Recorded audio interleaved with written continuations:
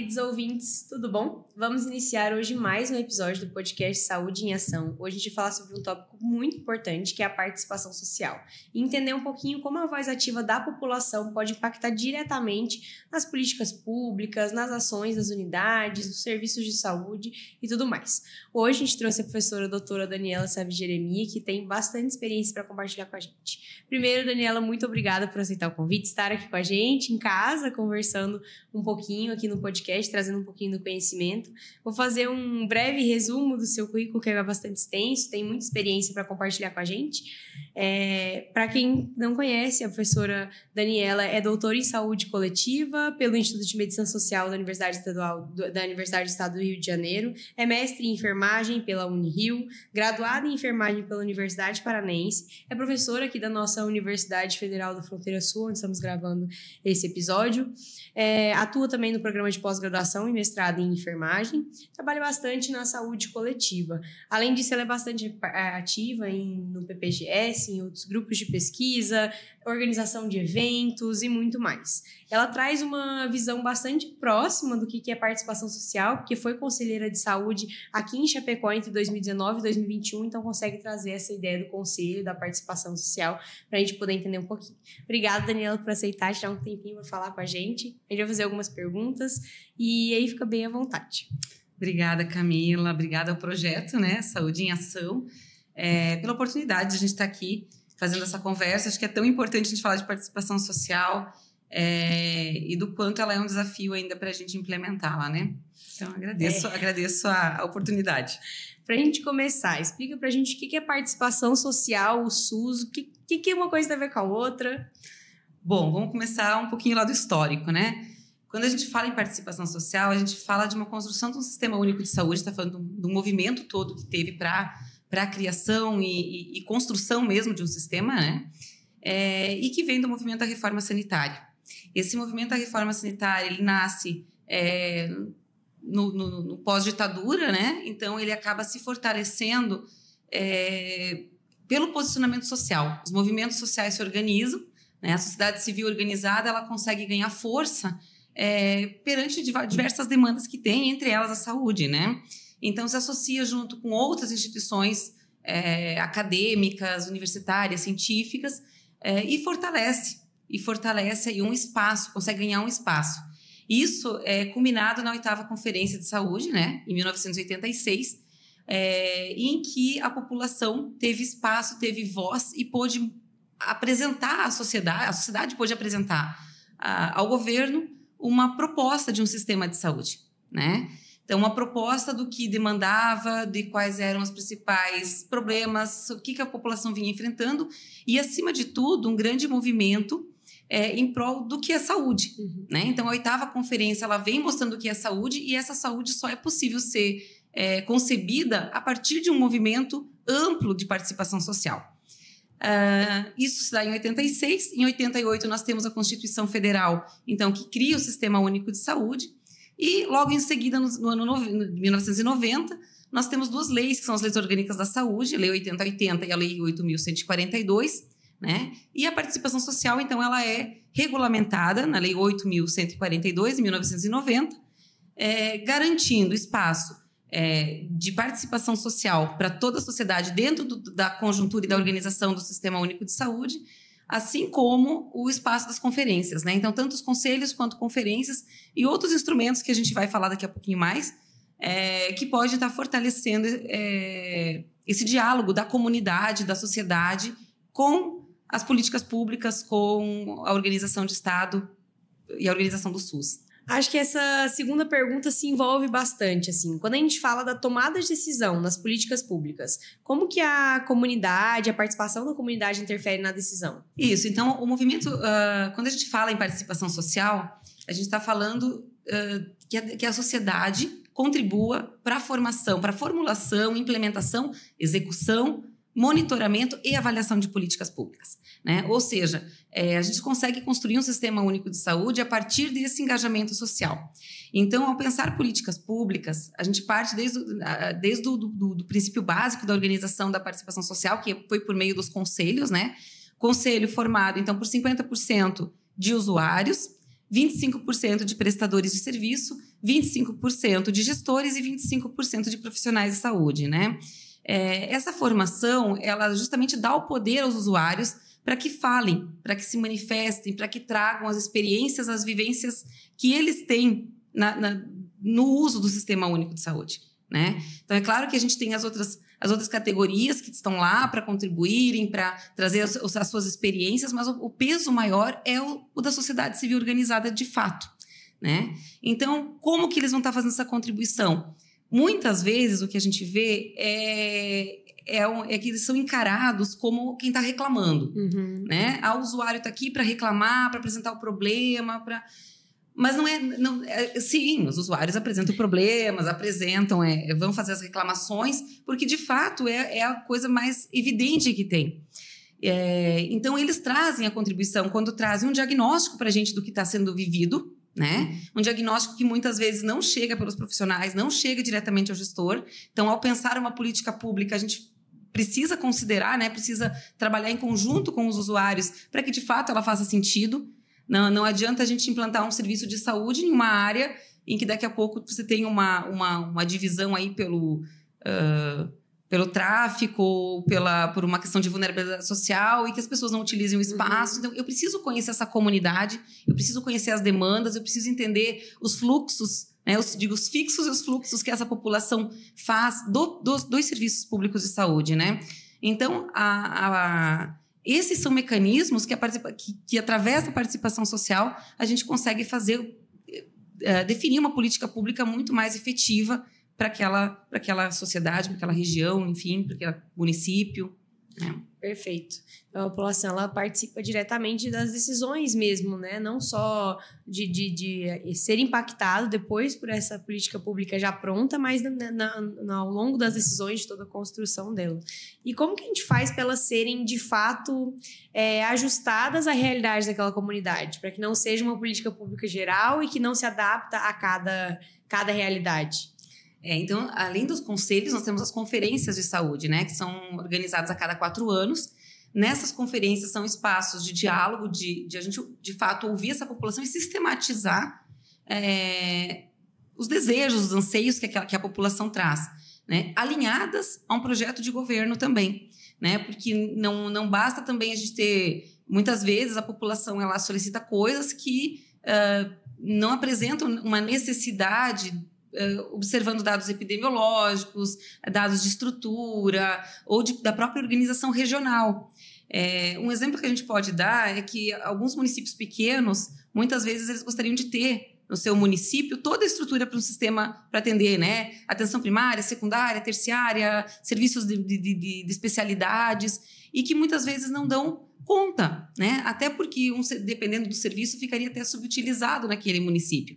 Então, cabe justamente nesses espaços, aí as pessoas que são técnicas da área também esclarecer a população, né? Em forma de diálogo, o porquê, como que está organizado. Então, eu vejo a participação social como um espaço de formação, de formação social, formação cidadã também, porque é um espaço de diálogo, de troca. E não eu sempre digo, não é porque o usuário disse que precisa que deve ser feito. Acho que a gente tem que entrar num espaço de planejamento e ver o que a gente pode avançar, de que forma avançar e, acima de tudo, que prioridades cada município, cada região vai adotar, né? A partir da sua conjuntura, da sua realidade. E, com certeza, estando mais adaptado à realidade, é mais efetivo, mais resolutivo nessas políticas. Imagino que um dos maiores desafios que a gente tem é engajar a comunidade para que ela participe de fato, né, desse espaço conquistado durante todo esse histórico. Quais são esses desafios, assim, além desse? Como eles podem ser superados? Como engajar a população para entender a importância? Nós temos várias formas de engajar a população, né? Se a gente for pensar assim, em desafios que a gente tem hoje, a gente tem uma dificuldade, eu chamaria uma dificuldade assim, de literacia mesmo, de compreensão da sociedade, de muitas informações que são dadas nos próprios conselhos, nas próprias conferências. Tem muitos usuários, muitas pessoas que participam, mas eles vão de corpo presente, mas eles não entendem muito do que está sendo discutido e acabam tomando alguma decisão por acompanhar o voto com alguém ou não, acabam sendo até induzidos, né? Então, eu acho que a questão da formação do conselheiro é importante, mas não só do conselheiro, porque na conferência não está só o conselheiro, na conferência é aberta à sociedade, de um modo geral, né? Então, o que a gente precisa é, de fato, fazer uma divulgação maior do que é o Sistema Único de Saúde, de como ele precisa ser organizado, de como é o funcionamento de cada tipo de serviço, né? Porque isso também facilita com que a população compreenda como que ela tem que agir, né?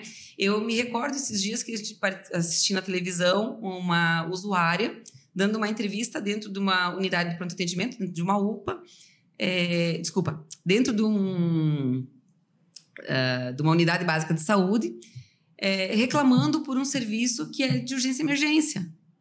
Então, assim, de fato, ela não conhece o serviço, qual é a atribuição da atenção primária, né? Qual é a atribuição da urgência e emergência, e aí acaba tendo esses desencontros, muitas vezes a insatisfação da população, mas sem, de fato, compreender o que é o sistema. E aí, além dos conselhos municipais, nós temos os conselhos locais de saúde, né, que estão atrelados aí ao território, são conselhos menores, mas que têm uma potencialidade muito grande, que é a disseminação da informação e tradução do conhecimento, né? Ou seja, se apropriar. São pessoas que são empoderadas em termos de informação, de formação também, e que podem ser o elo de comunicação aí, de vínculo com a população, com os usuários, seja numa igreja, seja no bar, seja no mercado, seja em espaço de clube de idosos, né? São vários espaços da vida social que esses conselheiros locais podem fazer essa interlocução. Com certeza, entendendo melhor como funciona o sistema, com a atribuição de cada um, você consegue se sentir mais engajado quando vê que algo, de fato, pode ser melhorado, né? E aí aumenta, com certeza, a participação. Quando a gente pensa no ponto de vista acadêmico, a gente trabalhando nessa lógica da formação dos profissionais que vão atuar, né, futuramente, quais são as principais barreiras? Do ponto de vista acadêmico, eu acho que a grande dificuldade que a gente tem, se eu falar do meu ponto de vista, né, a gente fala muito em integração ensino-serviço, mas quando de fato a gente e da formação entre teoria e prática, né? Então, novamente, na teoria, a forma como o conselho está estruturado, ele é perfeito, copiado por diversos países, né? Que vêm para o Brasil e se espelham nesse modelo de participação social democrático que nós temos.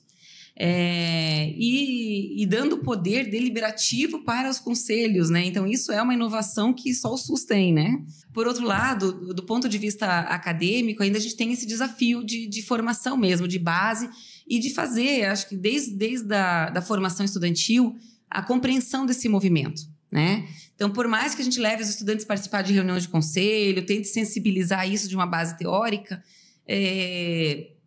nós, mais jovens, não vivemos o que nossos pais, nossos avós viveram em termos de sistema de saúde, e talvez a gente não compreenda a importância dessa participação social, né, dentro do sistema. Então, eu acho que nós temos um desafio acadêmico de fazer o meio de campo entre o que a gente tem como legislação e, de fato, fazer com que esse conselheiro consiga tomar uma decisão, ter um voto de fato efetivo. Porque, novamente, eu reforço, a gente vê muitas vezes o conselheiro votando, tomando decisões, sem compreender o processo que ele está votando.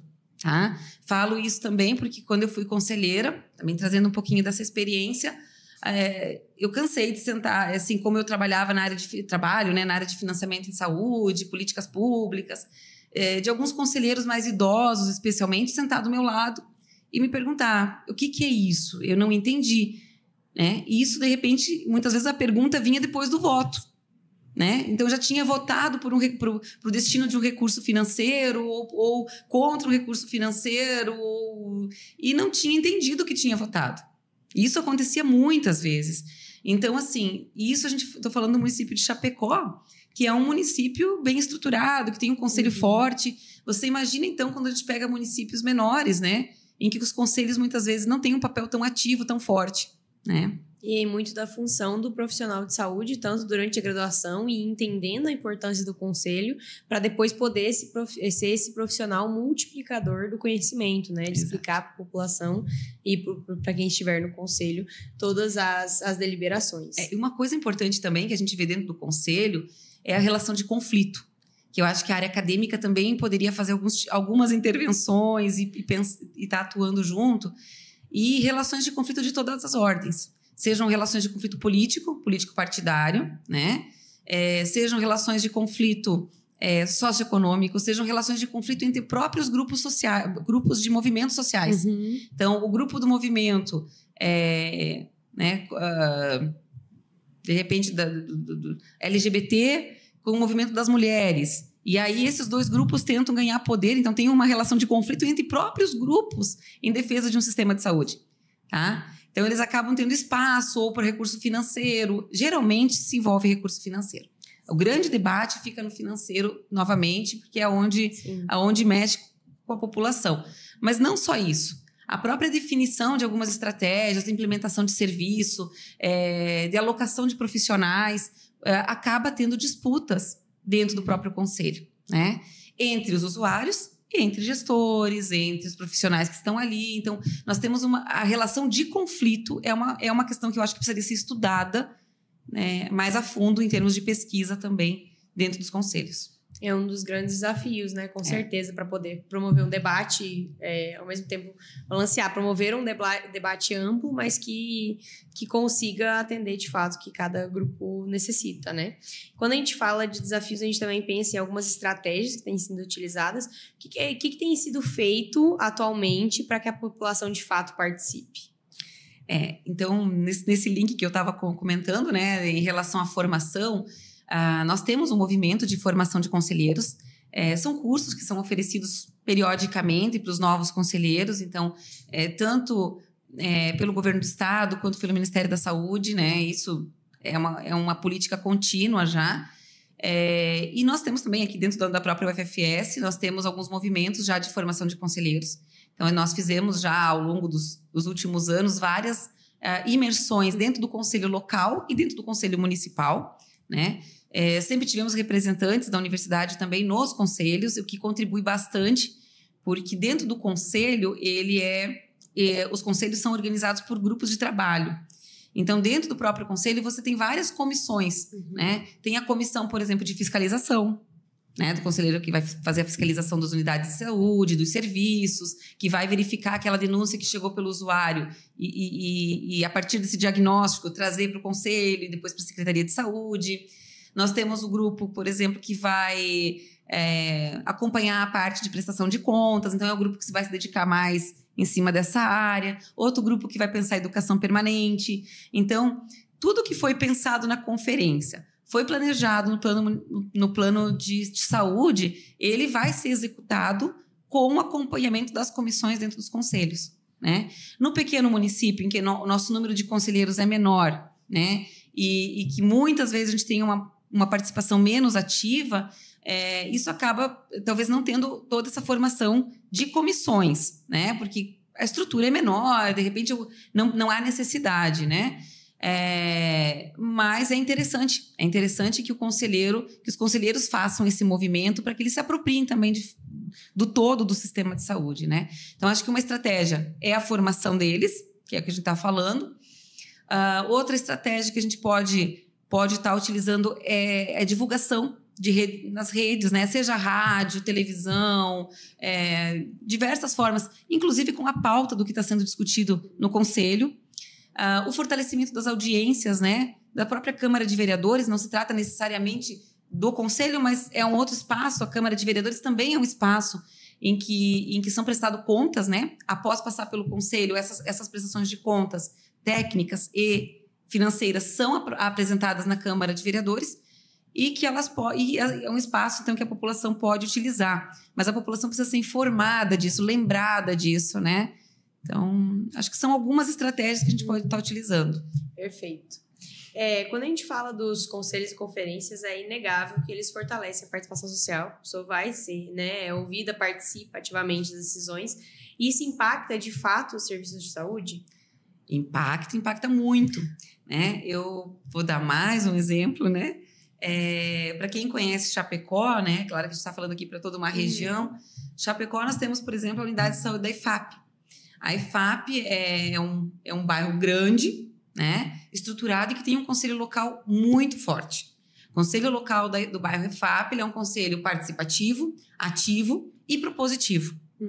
Tá? Eu trago ele como exemplo porque não só de apontar aonde precisa ser melhorado, mas de trazer a solução, de tentar trazer a resolução para a situação. É claro que a gente tinha uma demanda muito grande, né? Então agora a gente está tendo um investimento grande aqui no bairro da IFAP, Chapecó tem olhado bastante para esse bairro que precisa, de fato, um fortalecimento no sistema de saúde, mas é isso, partiu de um posicionamento de um conselho forte, um conselho que conseguiu fazer, mobilizar a comunidade, mobilizar a região e participar, de fato, dessas reuniões, né?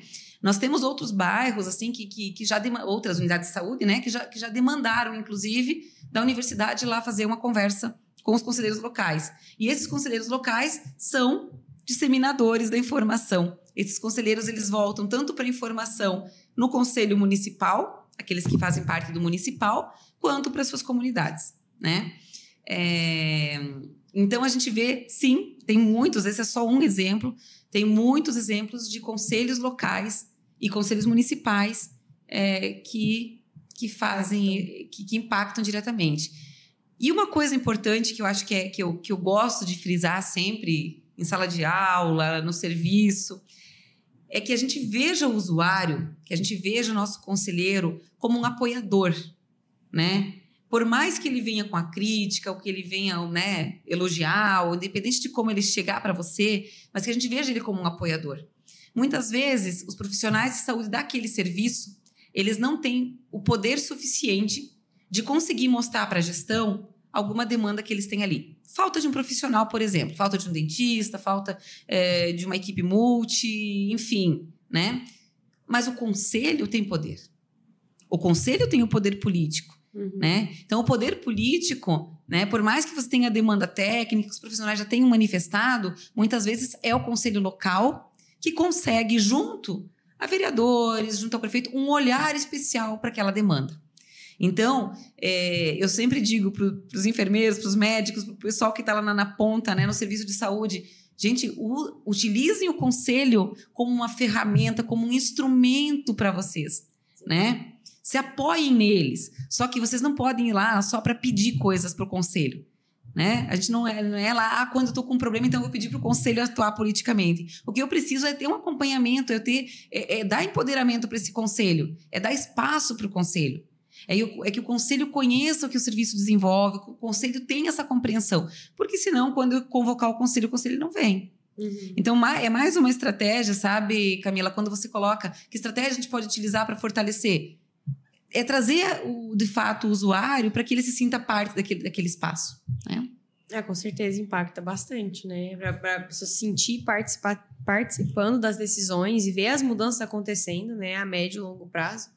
Para a gente poder concluir assim, o nosso debate, quando a gente olha para o futuro, como é que está essa projeção para os próximos anos, décadas da participação social? Ela está ajudando a evoluir o SUS, tornar ele mais democrático? Isso auxilia? Sim, eu acho que sim, né? Nós temos um movimento que nasceu da participação e ele tem sido um movimento forte, mas o movimento do fortalecimento, do protagonismo da participação social, ele também vem atrelado muito ao movimento político que a gente vai vivendo no país, né? Horas a gente tem momentos de mais tensão, de menos participação, horas de mais participação, e aí vai depender muito dos espaços que a gente tem, né? E também da formação da sociedade, do modo geral, né? Então, o que me preocupa bastante hoje, tá, em vários âmbitos, é que nós estamos num movimento de revolução tecnológica, revolução digital, né? E então, hoje, toda a informação que chega, ela é captada como verdadeira, né? Ali, para você conseguir diferenciar ela de uma informação falsa, uma informação verdadeira de uma informação falsa, isso tem sido muito difícil. E isso chega para os usuários, isso chega para os profissionais e chega para os conselheiros. Então, assim, é um movimento que, de fato, a gente precisa trabalhar para garantir que a informação que vai chegar, que de fato vai influenciar a tomada de decisão, seja uma informação verídica, né? Para isso, a gente precisa um esforço muito grande, uma política, na verdade, o que a gente precisa, de fato, é uma política nacional que nos ajude a entender como identificar uma informação falsa, quais os canais que a gente deve buscar, né? Até uma certa regulação do que é postado nas redes sociais, porque tem muita desinformação, tem muita coisa que afeta a organização do sistema, as tomadas de decisões e, inclusive, a própria saúde dos usuários, né? Com certeza. É uma forma de ampliar o conhecimento e um conhecimento com uma base segura, né? Então, impacta tanto na pessoa ir participar como na decisão que será tomada no conselho. Tem mais alguma coisa para a gente poder complementar e finalizar? Não, participem das conferências, né? Os conselhos. Os conselhos municipais, os conselhos locais. As reuniões de conselho, elas são abertas. Uhum. Então, por mais que muitas vezes a gente não tenha direito a voto, porque não é conselheiro, a gente tem direito a voz.